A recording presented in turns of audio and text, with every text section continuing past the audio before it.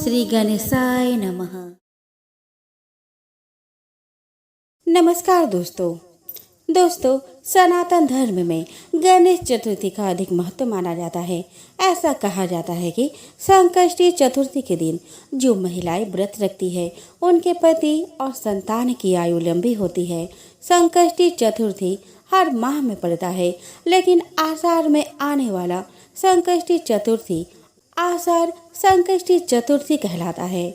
इस दिन अगर आप व्रत नहीं रख सकते तो आप फल खाकर भी भगवान गणेश की पूजा कर सकते हैं। तो ऐसे में आइए आज हम आपको इस वीडियो में बताएंगे कि आषाढ़ माह में आने वाली संकष्टी चतुर्थी कब से शुरू हो रहा है, पूजा का शुभ मुहूर्त क्या है और किन मंत्रों का जाप करना शुभ होता है। हिंदू पंचांग के हिसाब से आषाढ़ माह के कृष्ण पक्ष की संकष्टी चतुर्थी का व्रत दिनांक 7 जून दिन बुधवार को रखा जाएगा। ऐसी मान्यता है कि संकष्टी चतुर्थी व्रत में चंद्रमा के दर्शन कर उनकी पूजा की जाती है और फिर व्रत का पारण किया जाता है। अब पंचांग में चंद्रोदय का समय रात 10:50 पर दिया गया है और चतुर्थी दिनांक 7 जून को रात 9:50 पर ही समाप्त हो रही है और इसके बाद पंचमी तिथि की शुरुआत हो रही है, जिससे असमंजस्य की स्थिति बनी हुई है। अब जान लेते हैं संकष्टी चतुर्थी व्रत का पूजा विधि के बारे में। संकष्टी चतुर्थी के दिन प्रातः काल सूर्योदय से पहले स्नान करें और स्वच्छ कपड़े पहने। एक चौकी पर लाल कपड़ा बिछाकर इस पर भगवान गणेश की प्रतिमा स्थापित करें। इसके बाद प्रतिमा को गंगा जल में स्नान कराएं, फिर धूप दीप प्रज्वलित करें। भगवान गणेश को दूर्वा, हार, अक्षत, लाल चंदन चढ़ाए। इस दिन संकष्टी व्रत की कथा अवश्य सुने। चंद्रोदय होने पर चंद्रमा को जल चढ़ाए और पूजा करें और फिर व्रत का पारण अवश्य करें। चलिए दोस्तों, अब हम श्रवण करते हैं गणेश चतुर्थी की व्रत कथा। द्वापर युग में महिष्मती नगरी की महीजीत नामक राजा था। वह बड़ा ही पुण्यशील और प्रतापी राजा था। वह अपने प्रजा का पालन पुत्रवत करता था, किंतु संतान विहीन होने के कारण उसे राजमहल का वैभव अच्छा नहीं लगता था। वेदों में निसंतान का जीवन व्यर्थ माना गया है। यदि संतान विहीन व्यक्ति अपने पितरों को जलदान देता है तो उसके पितृगण उस जल को गर्म जल के रूप में ग्रहण करते हैं। इसी वह पोह में राजा का बहुत समय व्यतीत हो गया। उन्होंने पुत्र प्राप्ति के लिए बहुत से दान, यज्ञ आदि कार्य किए, फिर भी राजा को पुत्र उत्पत्ति न हुई। जवानी ढल गई और बुढ़ापा आ गया, किंतु वंश वृद्धि न हुई। तदंतर राजा ने विद्वान ब्राह्मणों प्रजाजनों के संदर्भ में परामर्श किया। राजा ने कहा कि हे ब्राह्मणों तथा प्रजाजनों, हम तो संतानहीन हो गए, अब मेरी क्या गति होगी। मैंने जीवन में तो किंचित भी पाप कर्म नहीं किया। मैंने कभी अत्याचार द्वारा धन संग्रह नहीं किया। मैंने तो सदैव प्रजा का पुत्रवत पालन किया, तो धर्म आचरण द्वारा ही पृथ्वी शासन किया। मैंने चोर डाकुओं को दंडित किया, इष्ट मित्रों के भोजन की व्यवस्था की, गौ ब्राह्मणों का हित चिंतन करते हुए शिष्ट पुरुषों का आदर सत्कार किया। फिर भी मुझे अब तक पुत्र न होने का क्या कारण है। विद्वान ब्राह्मणों ने कहा कि हे महाराज, हम लोग वैसा ही प्रयत्न करेंगे जिससे आपके वंश की वृद्धि हो। इस प्रकार कहकर सब लोग युक्ति सोचने लगे। सारी राजा प्रजा के मनोरथ की सिद्धि के लिए ब्राह्मणों के साथ वन में चली गई। वन में उन लोगों को एक श्रेष्ठ मुनि के दर्शन हुए। वे मुनिराज निराहार रहकर तपस्या में लीन थे। ब्रह्मा जी के समान वो आत्मजीत, क्रोधजीत तथा सनातन पुरुष थे।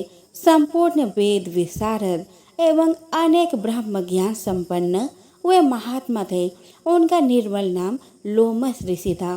प्रत्येक कल्पांत में उनके एक एक रूप प्रतीत होते थे, इसीलिए उनका नाम लोमस ऋषि पड़ गया।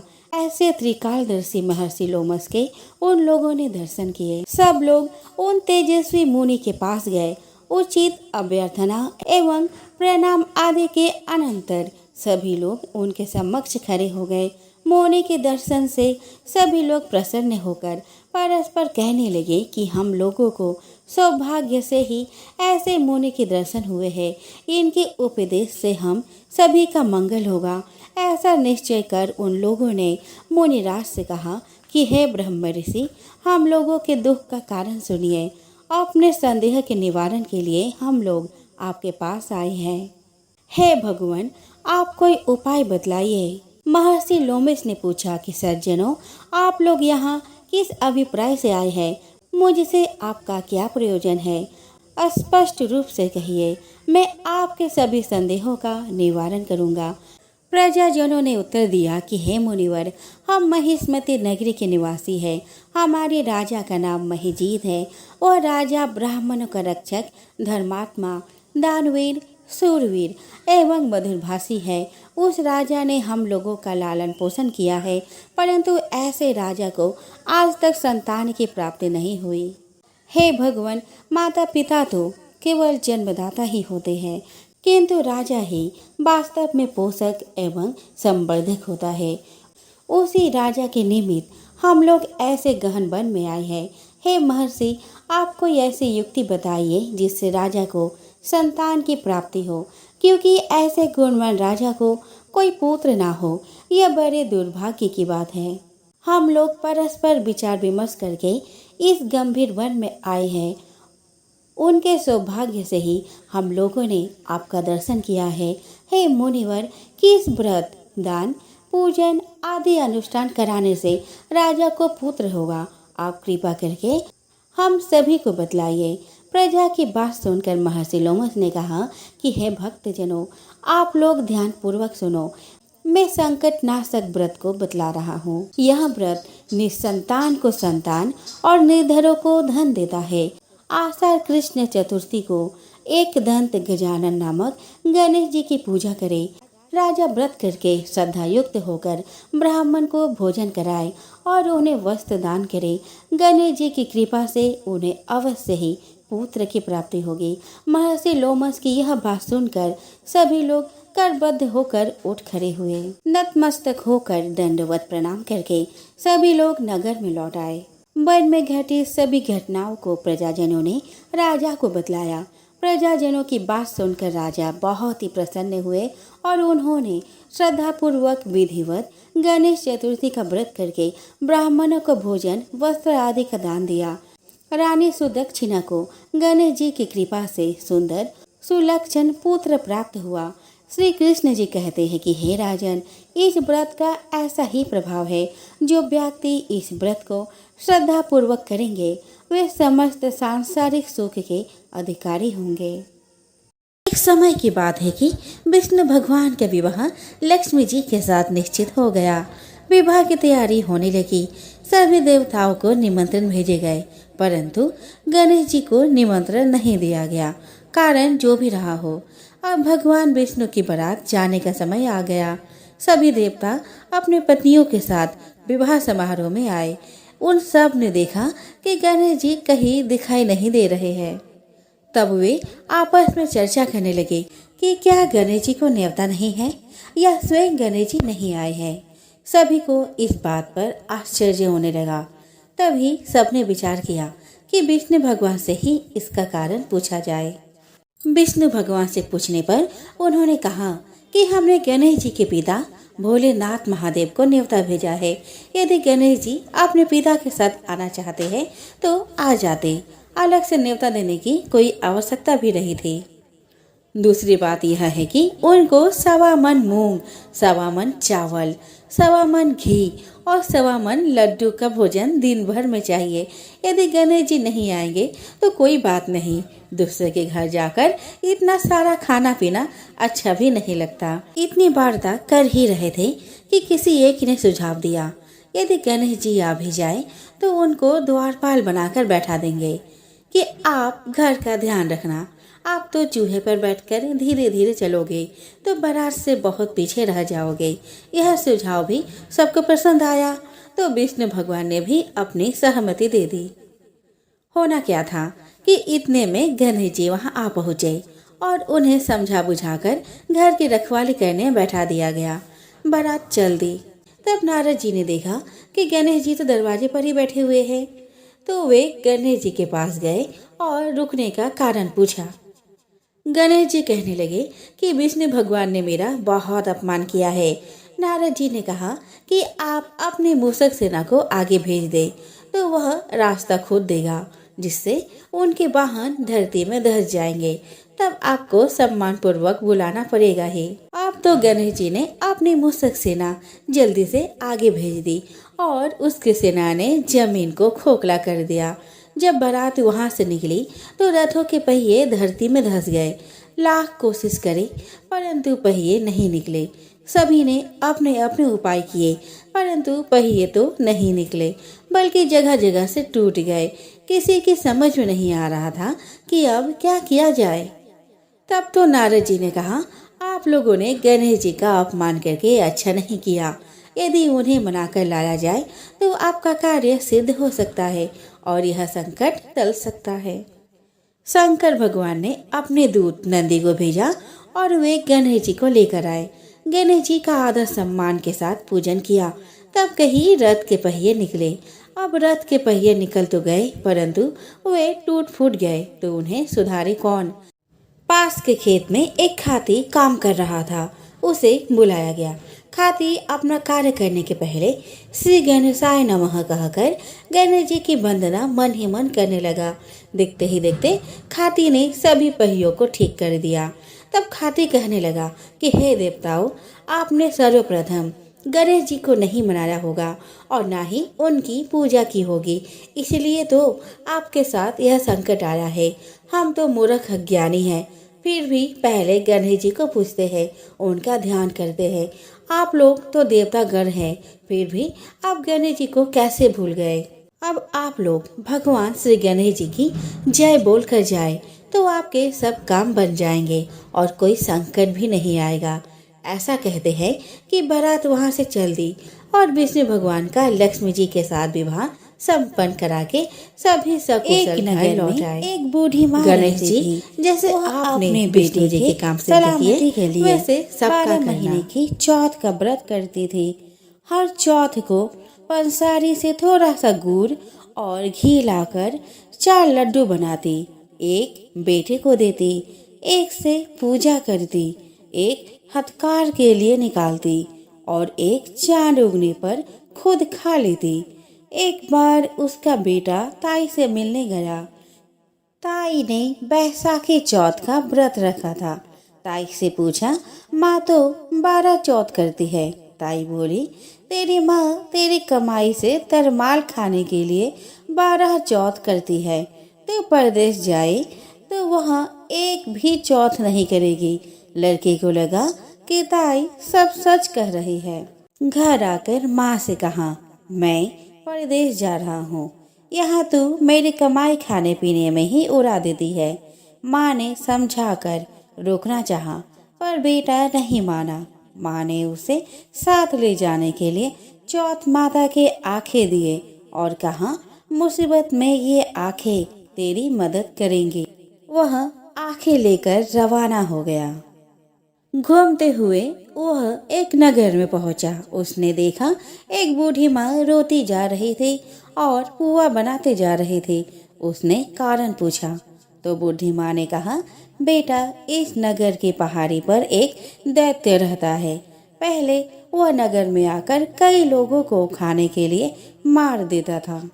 अब राजा हर घर से एक आदमी दैत्य के पास भेजता है और आज मेरे बेटे की बारी है, इसलिए रो रही हूँ और उसी के लिए पुए बना रही हूँ। वह बोला, तो पुए मुझे खिला दे, तेरे बेटे की जगह मैं चला जाता हूँ। बूढ़ी माँ ने खीर पुए उसे खिला दिए। खा पी कर वह सो गया। रात को राजा के सैनिक आए तो बूढ़ी माँ ने उसे भेज दिया।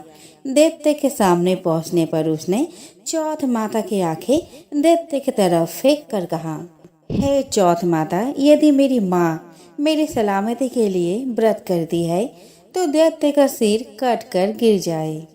तुरंत दैत्य का सिर कट गया। लड़का वापस आ गया। राजा ने उसे उपहार देकर विदा किया। वह चलते हुए एक दूसरे राजा के नगर में पहुंचा। इस राज्य में आवा तभी पकता था जब एक इंसान की बलि दी जाती थी। सिपाहियों ने उसे पकड़कर आवे में चून दिया। लड़के ने आंखें आवा में डाले और कहा, है चौथ माता, यदि मेरी माँ मेरे लिए व्रत करती है तो आवा मेरे बलि के बिना ही झट से पक जाए। आवा तुरंत ही पक गया। आवे में से मिट्टी की जगह सोने चांदी के बर्तन निकले। अंदर से लड़का बोला, बर्तन धीरे धीरे निकालना, मुझे लग न जाए। राजा ने उसे निकलवाया और पूछा, इस आवे से तुम बच कैसे गए? लड़के ने बताया कि उसकी माँ चौथ माता का व्रत करती है, व्रत के कारण ही वह बच पाया। राजा को विश्वास नहीं हुआ। उसने एक चांदी की सुराही बनवाई और कहा कि सुराही के नली से निकल कर दिखाओ, तब मुझे विश्वास होगा। लड़के ने चौथ माता को याद करके आंखें सुराही में डाली और कहा, मैं भंवरा बनूं, सुराही से निकलूं।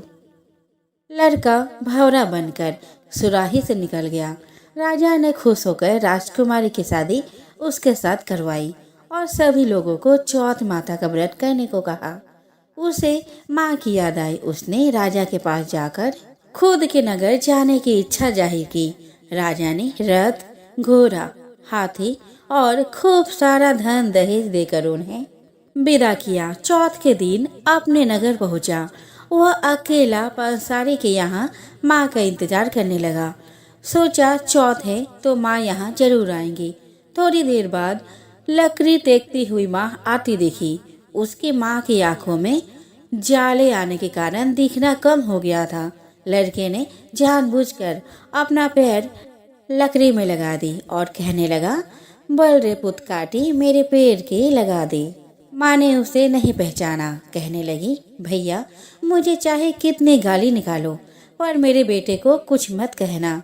बेटा माँ के चरणों में गिर पड़ा। कहा, माँ मैं तेरा ही बेटा हूँ, मुझे माफ कर दो। माँ ने उसे गले से लगा लिया। नगर के लोगों ने विश्वास नहीं किया कि वह उसका बेटा है। बूढ़ी माँ ने चौथ माता को याद करके कहा, हे चौथ माता, यदि मैं अपने बेटे के लिए व्रत करती हूँ तो मेरे स्तन में दूध भर जाए और उसकी धार मेरे बेटे के मुंह में गिरे। माँ के स्तन से दूध की धार निकलकर बेटे के मुंह में गिरने लगी। लोग चौथ माता की जय जयकार करने लगे। उस नगर के सभी लोग चौथ माता का व्रत करने लगे।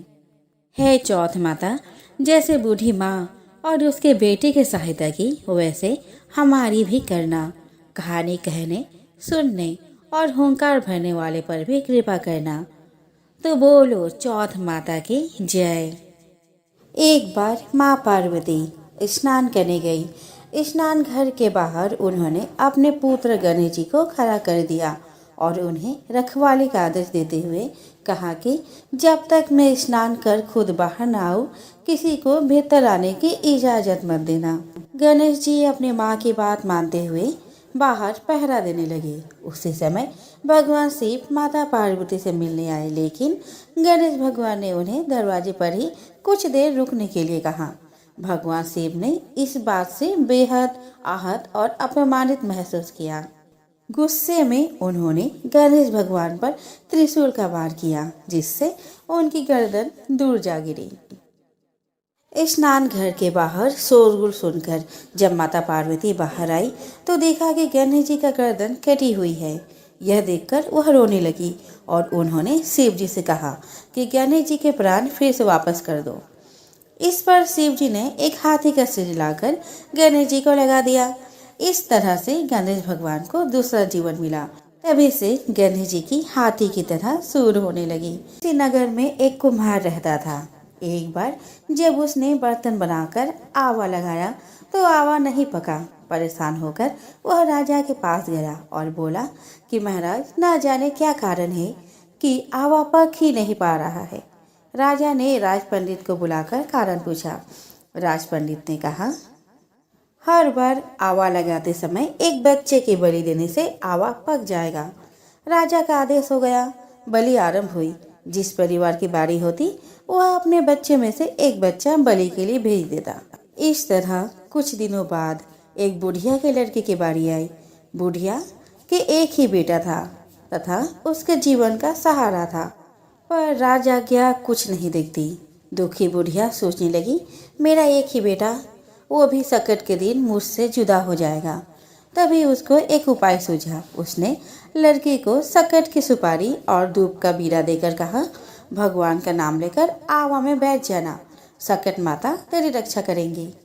संकट के दिन बालक को आवा में बैठा दिया गया और बुढ़िया संकट माता के सामने बैठकर पूजा प्रार्थना करने लगी। पहले तो आवा पकने में कई दिन लग जाते थे, पर इस बार संकट माता की कृपा से एक ही रात में आवा पक गया। सवेरे कुम्हार ने देखा तो हैरान रह गया। आवा पक गया था और बुढ़िया का बेटा भी जीवित और सुरक्षित था। संकट माता की कृपा से नगर के अन्य बालक भी जी उठे। यह देख नगर वासियों ने माता संकट की महिमा स्वीकार कर ली। तब से आज तक संकट माता की पूजा और व्रत का विधान चला आ रहा है। एक बुढ़िया थी, वह बहुत ही गरीब और दृष्टिहीन थी। उसका एक बेटा और एक बहू थे। वह बुढ़िया सदैव गणेश जी की पूजा किया करती थी। एक दिन गणेश जी प्रकट होकर उस बुढ़िया से बोले, बुढ़िया माँ, तू जो चाहे सो मांग ले। बुढ़िया बोली, मुझे तो मांगना नहीं आता, कैसे और क्या मांगो। तब गणेश जी बोले, आपने बहू बेटे से पूछ कर मांग ले। तब बुढ़िया ने अपने बेटे से कहा, गणेश जी कहते हैं कि तू कुछ मांग ले, तो बता मैं क्या मांगू। पुत्र ने कहा, माँ तू धन मांग। बहू से पूछा तो बहू ने कहा, नाती मांग ले। तब बुढ़िया ने सोचा कि ये तो अपने अपने मतलब की बात कर रहे हैं। अतः उस बुढ़िया ने पड़ोसी से पूछा तो उन्होंने कहा, बुढ़िया तू तो थोड़े दिन जिएगी, क्या तू धन मांगे और क्या नाती मांगे। तू तो अपनी आंखों की रोशनी मांग ले, जिससे तेरी जिंदगी आराम से कट जाएगी।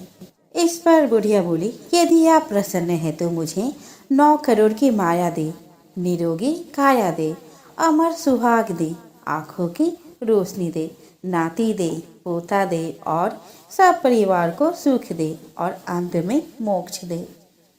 यह सुनकर तब गणेश जी बोले, बुढ़िया माँ, तुमने तो हमें ठग लिया। फिर भी जो तूने मांगा वचन के अनुसार सब तुझे मिलेगा। और तथास्तु बोलकर गणेश जी अंतर ध्यान हो गए। उधर बुढ़िया माँ ने जो कुछ मांगा उसे वह मिल गया। हे गणेश जी महाराज, जैसे तुमने इस बुढ़िया माँ को सब कुछ दिया, वैसे ही सबको देना।